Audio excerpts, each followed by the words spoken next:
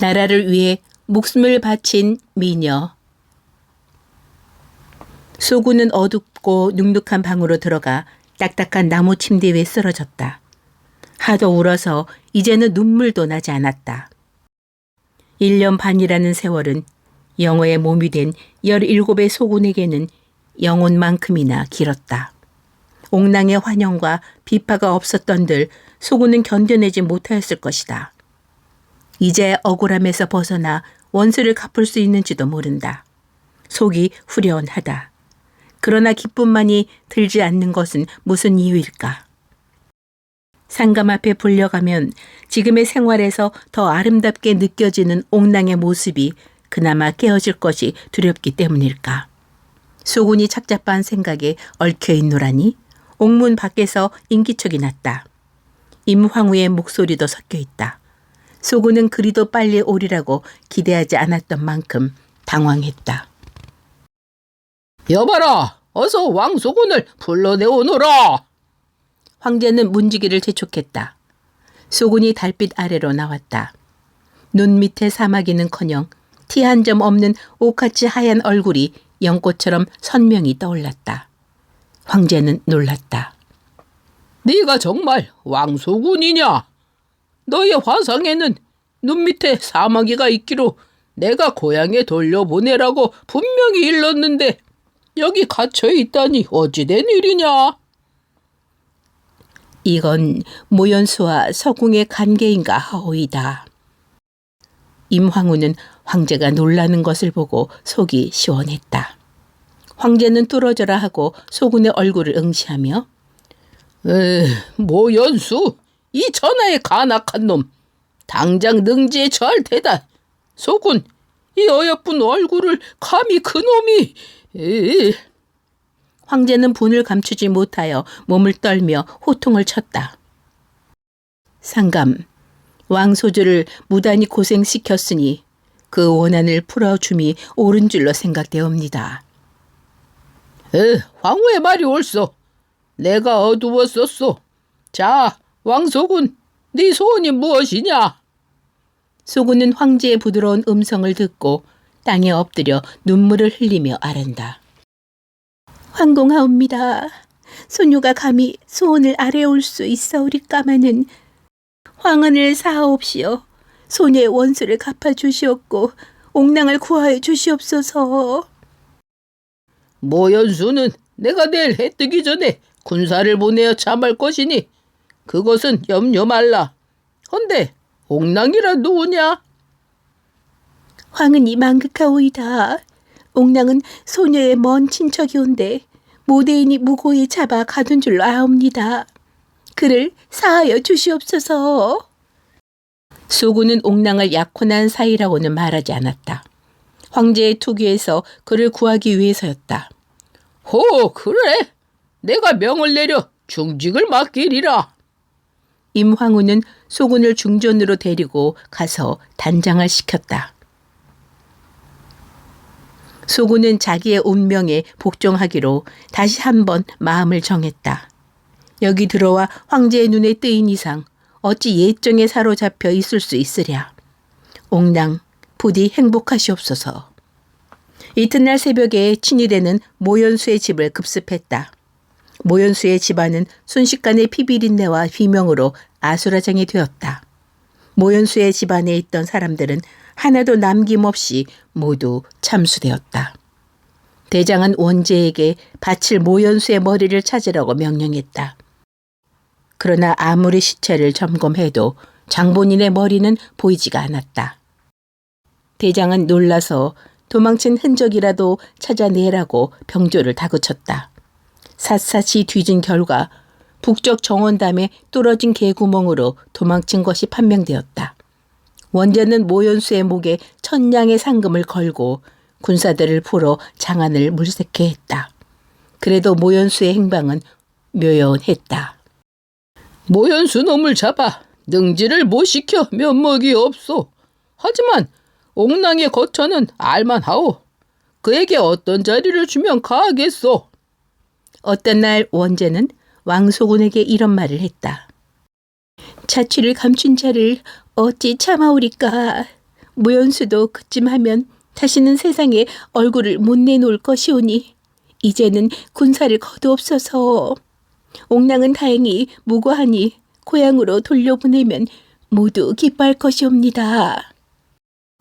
소군은 옥랑이 절대로 벼슬을 살지 않을 것을 알고 있으므로 한 말이었다. 그대는 얼굴뿐만 아니라 마음도 또한 피단결 같소구려. 황제는 소군의 탐욕 없는 마음을 보고 사랑하는 마음이 더해졌다. 황제가 소군을 총애하는 것은 지극했다. 소군의 말이라면 하늘의 별을 딸 지경이었다. 그러나 소군은 그 총애를 이용하여 혼군을 만들지는 않았다. 오히려 그 반대였다. 황제를 간하여 우선 중대부를 없애게 했다. 자기의 경험으로 해마다 끌려오는 여인들의 슬픔을 너무도 잘 알기 때문이었다. 조종의 일도 정규적으로 돌보게 했다. 궁 안에는 질서가 잡히고 백성들은 황은을 감사하기에 이르렀다. 이렇게 되자 방추미는 하루아침에 황제의 총애를 잃고 질투 때문에 스스로 목을 맸다. 소군은 그런 취미를 불쌍히 여겼다.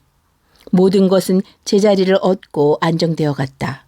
소군도 옛 상처를 잊고 현실에서 마음의 안식을 찾게 이르렀다. 이런 평화가 1년이 채 못 되어 와해될 줄을 누가 예측했으랴. 3월 어느 날이었다.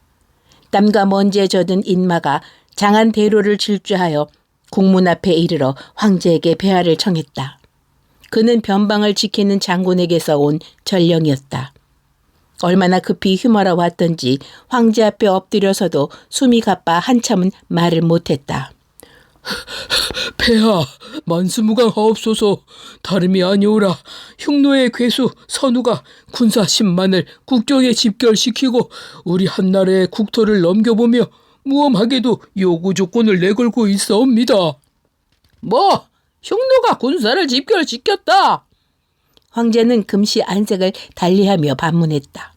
그것은 청천벽력이었다. 예, 아렵기 황성하오나 오랑캐들은 한 달 기한으로 미인 왕소군을 보내주면 물러날 것이로되 그렇지 않으면 군사를 출동하겠다 하옵니다. 뭐?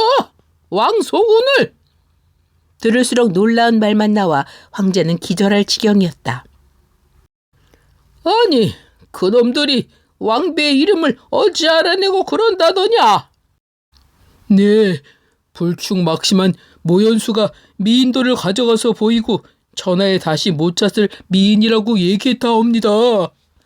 에이, 가낭무도한 그놈이, 에이, 모연수 이놈! 황제는 너무도 분이 치밀어 말을 맺지 못했다. 허나 아무리 역정을 내도 불은 이미 발등에 떨어져 있었다. 흉노는 북쪽에 있는 야만족으로 한족 역대의 골칫덩이였다. 진시황은 그들을 막기 위하여 만리장성을 쌓았고 한무제 유방은 그들에게 소위 화번 공주를 시집 보내어 화를 방비했다. 그들은 용맹하여 싸움을 일으키면 죽음을 돌보지 않는다. 황제는 급히 대신들을 불러 대책을 수기했다. 대신들은 감히 말을 못했으나 그들의 요구를 들어주어 싸움을 피했으면 하는 눈치를 보였다. 황제는 대노했다. 나의 비를 오랑캐한테 욕보여야 대신들의 직심이 풀린단 말이오. 이런 힐책의 대신들은 머리를 수그리고 황송해할 뿐 뾰족한 묘책을 내놓는 사람이 없었다. 황제는 침울히 소군의 방에 들어섰다. 황제는 소군의 얼굴을 마주보지 못하고 그저 깊은 한숨만 내쉬었다. 그 소문은 단번에 국내에 쫙 퍼져 소군도 이미 알고 있었다. 폐하께서는 뭘 그리 침울해 하시옵니까? 이때까지 소녀는 너무나 큰 황혼을 입어왔사옵니다. 만 백성들을 생각하면 소녀의 목숨 하나쯤 그리 대수롭사오리까. 이 몸 하나로 국가가 태평하고 백성들이 안락하면 여기서 더 바랄 것이 무엇이 있겠사옵니까? 소녀는 이미 결심하였사오니 저들에게 알려 군사를 거두게 하시옵소서. 안 돼요. 그렇게는 못하오. 어찌 그대를 금수 같은 오랑캐에게 넘겨주겠소. 안 되오. 내게 한 가지 개교가 떠올랐소. 그대 대신 다른 여인 열을 보내면 싫다 할까? 그대는 조금도 걱정 마오. 그건 부당하옵니다. 소녀 하나 때문에 무관 여인들을 따로 고생시켜서도 되지 않겠지만 저 고집센 흉노들이 순순히 응할 리가 없사옵니다. 쓸데없는 걱정. 그대는 나의 보배, 나의 목숨이요. 어떻게 하든지 그대를 내놓지 않도록 할 테니 이 일에는 다시 참견 마오. 내가 알아서 처리하겠소. 소군은 황제의 말이 고마워 그 품에 몸을 내던지고 눈물을 흘렸다. 말로는 자기가 가겠다고 했지만 그것은 죽음보다 더 아픈 굴욕을 감수해야 하는 행위가 아닌가. 흉노는 왕소군이 말한 대로 황제의 제안을 그 자리에서 거절했다. 어떤 여인도 싫고 꼭 왕소군이라야만 한다는 것이었다. 당장 황진을 휘몰고 장안으로 달려들 기세로 거듭 재촉했다. 황제는 상심하다가 병상에 눕고 말았다. 몇 년을 내리태평하게 지낸 한에게는 흉노와 맞서 겨룰 만만한 군비도 용기도 없다는 것을 잘 알기 때문이었다. 흉노의 사신은 원제의 병상에 붙어 앉아 어거지를 썼다. 심하로 황제의 병은 날로 악화되어 갔다. 왕소군은 결심했다. 억울하고 원통하고 치욕적인 일임에 틀림없으나 국가 전망의 위험을 좌시할 수가 없었다. 또 하나 소군이 기꺼이 결심한 이유는 원수를 갚기 위해서였다. 모연수, 갈아 마셔도 분이 풀릴 것 같지 않았다. 흉노에게 가면 꼭 그놈을 잡아 문제하리라. 소군이 떠나는 날 궁하는 물론 장안 시내는 울음바다가 되었다. 아름답고 현명하여 나라의 자랑인 왕소군을 그들의 원수 오랑캐에게 빼앗기는 슬픔에서였다. 소군은 영특하여 울음을 안으로 삼키고 태연히 수레에 올랐다. 그 무릎에는 비극을 상징하듯 비파가 놓여 있었다. 황제는 병석에서 일어나 임황후의 부축을 받고 배웅을 나왔다. 이별의 슬픔 때문에 황제의 몰골은 말이 아니었다. 북문 밖의 당도에서였다. 한 젊은 사나이가 급히 말을 타고 황제 앞에 가까이 가려고 했다. 친위대가 제지하는 것을 마침 황제가 보고 불러들였다. 소생은 황옥랑이라 합니다. 지금 왕비께서 흉노의 나라로 가신단 말을 듣고 달려왔사옵니다. 폐하, 소생이 수행하여 수레를 호위하겠사옵니다. 폐하, 물리치지 마시옵소서. 그는 정말 황옥랑이었다.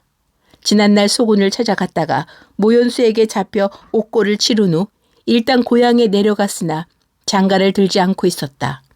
날마다 밤마다 왕소군의 모습을 가슴에 안고 지내다가 그가 북쪽으로 떠난다는 소문을 듣고 가만히 있을 수가 없어 달려왔던 것이다. 원제는 옥랑의 이름을 기억하고 있지 않았으나 거절하지 않았다.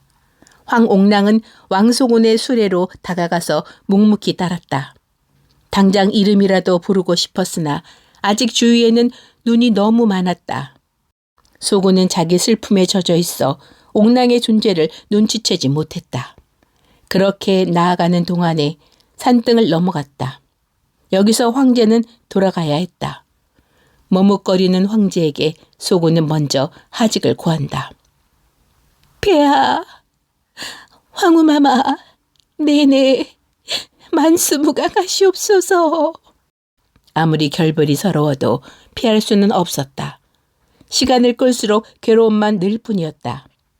소군은 입술을 깨물었다. 이제는 돌아보아야 장안은 보이지 않았다. 소군의 수레를 포위하는 긴 행렬이 구불구불 산중으로 뻗었다. 소군은 고뇌를 덜기 위해 비파를 탔다. 비파 소리는 훈훈한 봄바람에 실려 온 누리에 잔잔히 퍼졌다. 우아하고 처량한 그 소리를 듣고 모두 눈물을 머금었다. 하늘도 통곡하는지 구름이 모여 해를 가렸다. 옥랑은 비파 소리를 듣고 즐겁던 날의 회상이 잠겼다. 소군의 집 뒤를 흐르는 개울에서 그들은 곧잘 놀았다. 징검다리 위에서 소군을 붙들고 물에 빠뜨릴 것 같이 흔들어대면 소군은 질겁을 하여 어머나, 옥랑, 이러지 말아요. 전 그러면 복숭아 주지 않을 테예요. 옥랑은 소군의 집에 있는 복숭아를 무척 즐겼다. 아무리 그래도 내가 제일 먼저 먹게 될걸. 하며 더욱 세차게 흔들다가는 눕는다. 그러고 난 다음에 상기된 소군의 얼굴을 보기 위해서였다. 비파 소리가 격렬해지더니 갑자기 뚝 멎는다. 옥랑은 더 견딜 수 없어 소군의 이름을 나직이 불렀다. 소군은 머리를 비파에 얹고 있다가 자기의 귀를 의심하는 듯 천천히 눈을 들었다. 아! 소군은 환성만 질렀다. 눈은 기쁨을 담고 미칠 듯이 움직였다. 그러나 그 반가움은 가슴을 찢는 회오리로 돌변하여 견딜 수 없게 억지였다. 소군은 고개를 흔들며 부르짖었다. 가세요. 옛날 옥랑의 소군은 죽었어요. 제발 떠나주세요. 저에게 수치감을 더해주기 위해서 오시나요? 저를 생각하는 마음이 있으면 제 앞에 두 번 다시 나타나지 말아주세요. 무슨 그런 말을 하오. 나는 자청했소. 소군을 호위하여 흉노의 나라에 가겠노라고. 소군이 괴로워한다면 눈에 띄지 않는 데서 소군을 지키겠소. 비파 소리가 끊겼다 들렸다 끊겼다 들렸다. 음산을 돌아드니 국경이었다.